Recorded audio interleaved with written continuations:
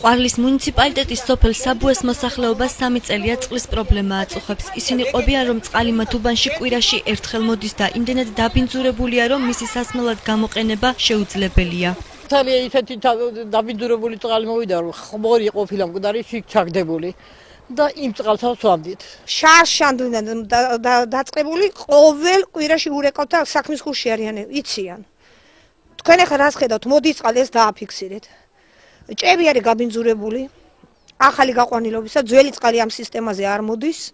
დაბინძურებული მოდის, ხანდროს კიდე იმას შეუშვერ ხოლმე ბამბასა და საწუნეს, რძის პატარა საწუნეს, რომ წყალი სუფთად წამოვიდეს მეთქი რომ ერთხელაც პატარა ძურბელასავით არის ბაყაყი მოიდებდა.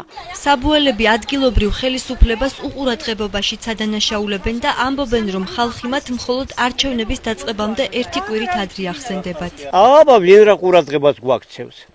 რო გვიჭირს და ეგეთ დღეში ვართ, ვინ მოდის და ვინ გვეგუნება რა გიჭირთ რა არაო. მაშინ რო ავირჩიოთ, ეგ უნდათ მარტო ავირჩიოთ, ეგ არის.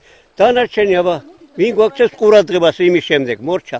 ის რომ მოპირდაპირე უბანში სასმელი წყლის ჭამა უწესრიგებელია, კარგად იცის სოფლის ტერიტორიული ორგანოს რწმუნებულმა გოდერძი ჭიტაშვილმა, თუმცა იგი კომენტარის გაკეთებაზე მკაცრ უარს აცხადებს.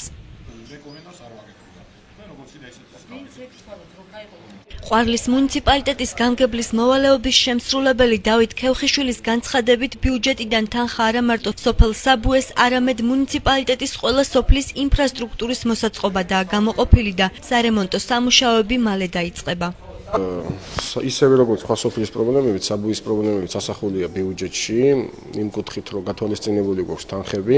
წყლის კუთხით ვიცით რომ პრობლემაა და გარკვეული თანხა აქაც გათვალისწინებული გვაქვს. სოფელ საბუეს წყლის სათავე ნაგებობა შარშან სოფლის მხარდაჭერის პროგრამით გაკეთდა და სამუშაოების უხარისხობაზე კერძო საუბრებში წყალკანალის ხელმძღვანელი ამახვილებს ყურადღებას, თუმცა სატელევიზიო კომენტარისგან თავს იკავებს.